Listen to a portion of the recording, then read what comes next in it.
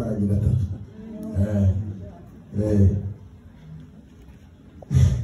Kwishima iteka ujye gukora nawe gusinzira. Hari umuntu washobora kwishima iteka? Birakomeye. Se muzi kwishima aho bikomoka? Ariko rero imbuto y'umwuka wera niki? Ibyishimo. Ntabwo ibyishimo ari byo wihatamo, ahubwo ibyishimo bihabwa n'uko ufite umwuka wera akera imbuto y'ibyishimo muri wowe. Niyo mpamvu wabashirwa kurwaye ukaza kumva ijambo ry'Imana. Ni umwuka we. Imbuto y'umwuka ni ibyishimo, ni urukundo, ni amahoro, ni ukugira neza, ni ukwirinda, ni ingeso nziza, ni uguca bugufi n'ibindi bimeze bityo. Paulo avuga mujye mwishimira mu mwami iteka byose. Nongeye kuvuga ngo mwongere mwishime ineza yanyu n'umwe n'abantu bose Yesu ari bugufi. Kwishima ni imbuto y'umwuka. Niyo mpamvu gusenga iteka ukuzura umwuka wera gutera kwishima. Reka noneho mbabwire n'ibyo abandi batavuga, ukishimira no mu makuba yawe. Kwishimira mu makuba nta muntu wapfusha ngo yishime, ariko niyo wagize ibyago wapfushije birahindukira imbuto y'Imana ikakubwira, ijambo ry'Imana ikakubwira ngo nubwo yapfuye ariko azazuka. Kandi nubwo ubabaye ntukababare nk'abapagani ngo wanduranye isoni ngo bamuroze bamwitoya, nimunababara mubabare nk'abafite ibyiringiro. Rero gusenga bituma umuntu yuzura umwuka wera, kandi kuzura umwuka wera ni ukuzura ijambo ry'Imana. Wishime iteka, musenge, udasiba, kandi mu bibaho byose uhore mwishime. Ijambo ry'Imana ritubwira ko abigishwa ba Yesu basengaga mu buzima. Icyambere, basengeraga hamwe ngo babashe gukemura ibibazo by'ibyifuzo itorero rifite. Barahuraga bagasenga, mu byakozwe n'intumwa 2:2, barangiza ngo bakamenya ibyifuzo by'ababo bakeneye, ngo barangira gusenga bakabikemura. Reka bakajambo gato. Kuriya iyo umbwira ngo uransengera niko kurasengera, ariko ntiwasengera utazi ibyifuzo byawe. Wasengera ngo nusure imbaraga z'Imana muri so ubutumwa bw'uko musengera ijambo ry'Imana, ariko iyo bigeze mu bintu nkeneye biransaba ko bikubwira, nawe nkabikubwira, nawe ukambwira ibyanyu, tukabona uko dusabirana twikoreranira imitwaro.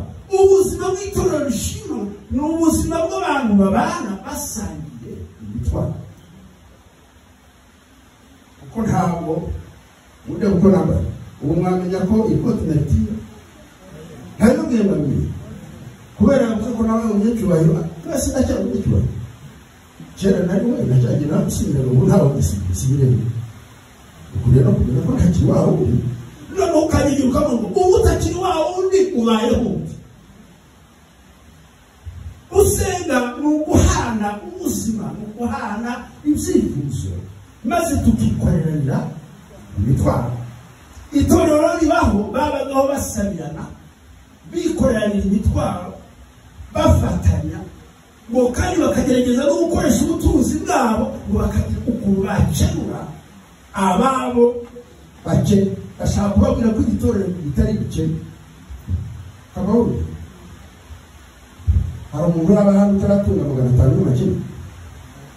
Mubabare basore n'ibindi bakene. Hari umuntu utaragira 500 y'amakino. Noneho ubwo ntawe, hari umuntu aba hano utaratunga 1000. Igihumbi n'angahe y'amanyarwanda? Hafi 11. 11.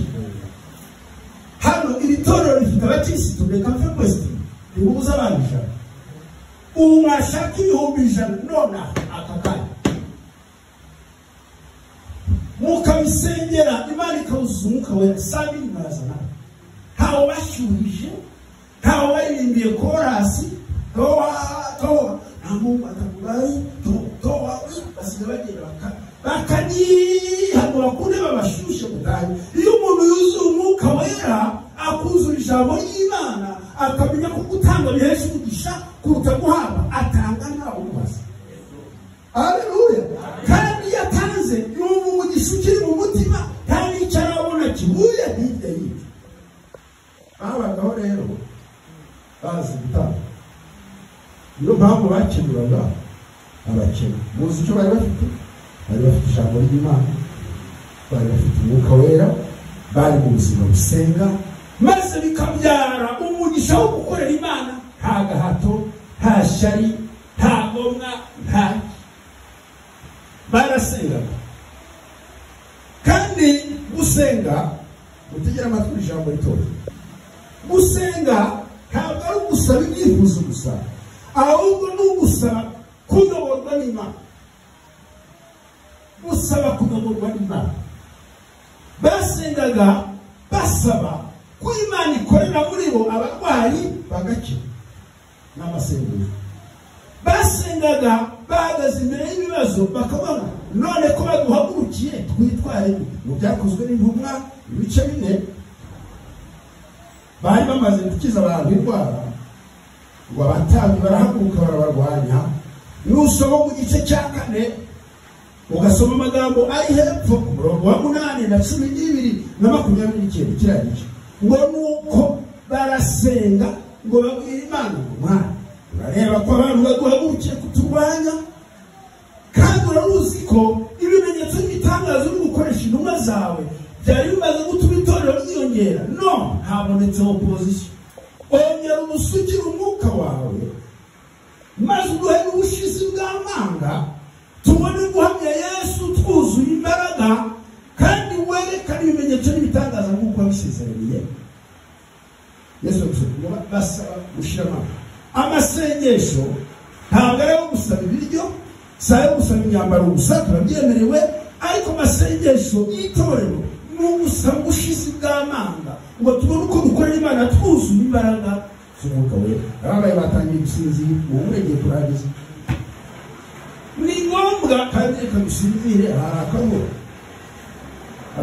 Iyo maze kurya ubugari ntitabyumvise, ibyo biryo mwuga ubugari, ariko n'agafu iyo biriye, iyo umugore ashaka kujya gusinzira asomera ubugari, kuko ndangiza kubumbira tayari nagiye. Bagabo basengera challenge ibibazo bito, dore baraguhagurukiye uhe ubushizi kama reka mazito bari nasaba ubushizi kama tukora muzi gusaba ibiryo, muzi gusabira n'ibitenge, muzi gusaba n'abakiriya. Umuntu abyuka mu gitondo bati mwana ndabyikorera, umpa abakiriya mwana. Uko usaba abakiriya aba ari kujya usaba n'imbaraga z'umwuka wera zo kunesha kamere. Amasengesho n'ubuzima ni ukungana n'Imana ngo ibyo mukennye byose bimenwe n'Imana, mubisabiye, mubyiringiye, kandi mushira. Bibiliya iratubwira ngo basenze batyo. Icya gatatu rero kiba mu masengesho. Amasengesho ni isoko.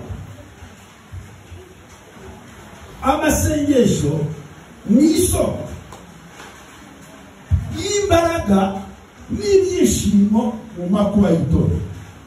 Amasengesho ni isoko y'imbaraga n'ibyishimo mu makuba. Hari indirimbo tujya turirimba turi mu masengesho, kiriya gitabo aravuga ngo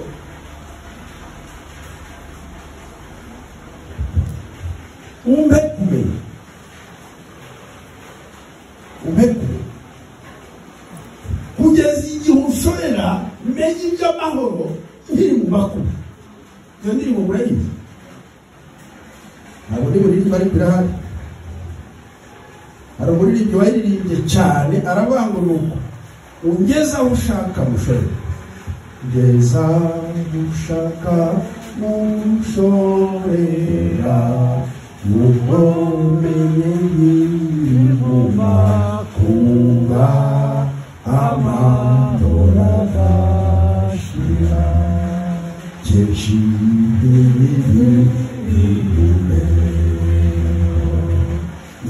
ndahangarika mutima mami nizera ari inyoni n'umurabyo imigisha kumuzumbiriye n'ibyawo byabo. Ndi kubaririmbira igice cya Yohana 14. Nimuhagarika imitima yanyu mwibwira ibyo muzarya n'ibyo muzambara. Mbese nimureba inyoni zibaho zidahinga? Mbese nabo muzi ko Data wo mu ijuru azigaburira zitakoze? None azabura kubagaburira mwebwe abafite kwizera kuki? Nimuhagarika imitima y'ibyo muzambara. Mbese indabyo zo mu gasozi mubona ukuntu ari nziza bazisura? Ni ku mwami atazabura kubaha icyo mwambara. Ntimuzi ko ibyo kurya biruta imyambaro, kandi n'ubugingo buruta ibiryo. Kubw'iyo mpamvu yemwe bafite kwizera guke, musabe ibyo mukeneye byose, mubisabe mwinginga mushima musaba, nuko Imana umwami wacu ibasha gukora ibiruta ibyo musaba n'ibyo mutekereza, izabibasohoreza ikurikije imbaraga zayo nyinshi zikorera kuri twebwe. Amasengesho ni isoko y'imbaraga, ni n'isoko y'ibyishimo turi mu mahoro. Ubuzima bw'itorero busaba iteka ryose kubaho gusenga kugira ngo tubone imbaraga kandi tubone n'ibyishimo turi mu mahoro. Ijambo ryanyu amasengesho, abizera iyo bahuriye hamwe, abakristo itorero iyo duhuriye hamwe tugasenga, bikomeza abanyantege nke, kandi ntibikomeza abanyantege nke gusa, byongera kwizera bacitse intege. Amasengesho kandi atuma umuntu iyo ahuye n'abandi yongerwamo imbaraga kuruta uko yari ari wenyine. Niyo mpamvu babaga hamwe basenga. Ijambo rikurikira amasengesho ya buri munsi yacu, yayandi ya mu gitondo, ya nimugoroba, ayo gusenga mugumu murayumva? Mugumu ntabwo mucyumvise icyo ni Ikinyarwanda. Mugumu murayizi urakoze. Hari umugore wigeze agira amakuba, umubabare mugurikira, ngeze ku bagore n'abakecuru n'abapfakazi n'abanyamubabaro n'abagize ibyaha. Hari umugore wabayeho abaho agira ibyago, Isirayeli bemeraga abagore benshi, agera mu cyeba we wamugiriraga nabi. Iryo jambo riri muri Samweli. Umugore we yitwaga Hana, mu cyeba we yitwaga Penina. Muzi Penina icyo bisobanura? Ni amahwa. Penina bisobanura amahwa, amashu, les épines. Ujye mwita abana banyu neza, ntimukabita amahwa. Njye banyise nawe banyita amasumbuka, kandi ndasumbuka pe. Iyo ntagira Yesu mba narapfuye nabi. Uyu mugore wagize amakuba, Penina akamushomba amahwa, amubwira ngo nubwo uri umugore wa mbere, kandi umugabo we yaramukundaga cyane pe. Kandi baramukundaga, akagira ngo nzajya guha amaturo isheje, nzaha Penina 1000, nzajya mpa Penina ikibasa kimwe ku mwaka, we nzaguha 2, yamuhaga icyo bita double portion. Ariko Imana nayo iragenda izibira ibyara ya Hana, izibura ibyara ya Penina. Rero sinzi ukuntu Imana iteye, muzayibariza. Hari ikibazo barabafashije, nanjye nakibazo. Uzi ko hari igihe Imana iguha abana uwo muvukana ikabamenya, muzayibariza ibikorera iki kutamuza abana? Ibikora uko ushaka, kwihagarara mu budahangarwa bwayo, ikazibira ibyara. Kandi ntukayibaze, nuyibaza uzaba wayobye. Birangije umugore arasenga, akaza mu rusengero mu gitondo, bakajya kuri Pasaka akajyana intama ntiyasibaga gukorera Imana, ariko yagera mu rusengero umugenzi we bakicara iruhande akamubwira ati urasenga se uratamba, hari akangugira uzihamba.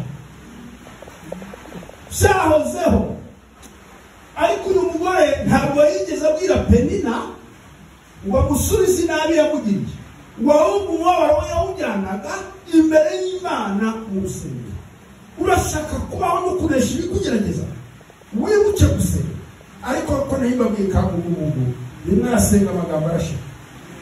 Hari igihe tujya gusengera ibitugerageza igaceceka, yamara guceceka ukabukira. N'ubu nicyo uvuga ntukareke gusenga, ugende usenga mu mutima utabumuye n'akantu. Penina n'umunsi umwe aramushinyagurira, naho bagiye mu munsi mukuru, bagiraga iminsi mikuru myinshi. Uwo mukecuru arasenga, ageze igihe amagambo arashira. Ashize bakajya azinduka kare kare mu rusengero, agatanga umushumba mu rusengero. Wakaza yagera hahandi abagore hari aho batarayigarura, bagahagarara imbere y'Imana akagira ati agasenga, isengesho rigashira, n'urunyuka w'icyubu akabura gukareka ikayegeka. Iyo basengesha bamugumungu n'umusenga utahunguye akanwa nta n'ubisi ijwi ryawe, ariko Imana ireba amasengesho ikumva. Umunsi umwe basenga atya akavuga kubera umubabaro, ngo umutambyi wari yariya nawe araza, reka ujye mutora kumva bari mu ngebe hano. Ntabwo turi abamarayika, ntabwo abashumba dufite umwuka wera udafite, kandi nta n'imbaraga dufite udafite. Ngo umushumba araza asanga umugore ari muri iyi,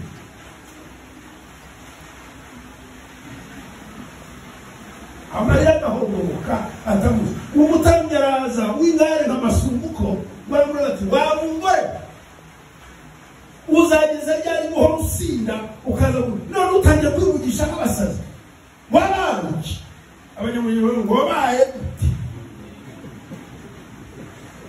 Umugore nawe yaramubwira wabaye utuhomira uhora uvugisha warasaze. Nawe n'umutambyi ntazi umugore asengera, baragira avuga ati mubyeyi, umuntu usenga rero asubizanya ikinyabupfura, naho umuntu udasenga yamucira mu maso. Ariko uyu mugore we yarasenga, baravuga ati mubyeyi, mfite ibintu nsuka imbere y'Imana, mfite amaganya, mfite umutima ubabaye, ntabwo nabikubwiye nabibwiye Imana, ariko uko umuneba ni umunyamubabaro, ariko ni gusuka amaganya yanjye imbere y'Imana. Umutambyi ntabwo yamubwiye ngo nasaba umwana, aravuga ati burya uri gusenga undi ati uri gusenga. Umutambyi yari ihari, ati cyakintu babizobe ajya kugaraza n'umwami, musubire kugaraza naho ubundi muzamara abantu kutihana. Abantu bazasenga tugire ngo barasaze, aho kubahumuriza tubaca intege, tubirukane bave mu nzu y'Imana. Baravuga ati ese burya urababaye, undi ati ndababaye. N'amaganya unateye ubwo ari ibyo ngibyo mu butware bwa gishumba, mu mpano n'agabira kuyobora, nijya uvugana namwe ku Mana. Baravuga ati ugende ibyo wasabye, Uwiteka Imana yanjye nawe abikukore. Iryo joro arara asa, kandi uwo mugore baravuga ati nuko Imana nisubiza ndi gusaba umwana w'umuhungu n'imu nzamuzana mu rusengero azayikorera iteka. Pastor, wowe uri kwita umuntu uko yasaze, naho ari gusengera uzagusimbura aho nahagaze. Amasengesho ni ubuzima bw'itorero, kandi abantu bose bakwiriye gusenga, kuko twakiriye inzira ntawe utajyana ibyifuzo imbere y'Imana basubizwa. Samubwira hirya ndagira ngo bambwire ko amasengesho ntabwo gusazana imbaraga mu makuba, ahubwo amasengesho atuma Imana iza mu itorero ikavuga. Amasengesho atuma Imana imanuka mu itorero ikavuga igakora. Niyo korali yavuze ngo Imana si umuntu uvuga ibyo itazokora. Amasengesho atuma Imana yuruka mu nzu yayo ikavuga kandi igakora. Niyo mpamvu biri tubwira ngo dusenge kandi twongere gusenga. Reka samujya hirya mbabwire gusenga wahindutse. Ngiye gufasha abantu gusenga. Gusenga wahindutse. Hari ishuri rigiramo gusenga.